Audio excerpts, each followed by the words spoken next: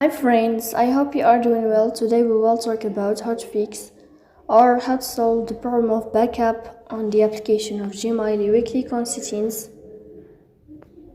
Here we click on apps, default apps, app settings.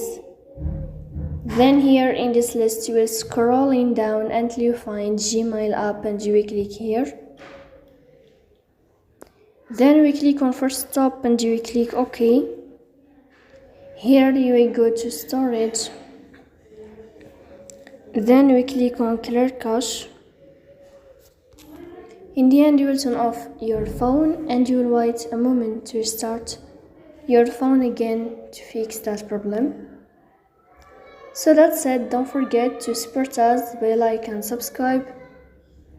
See you next time in another video, and thank you for your watching and your attention.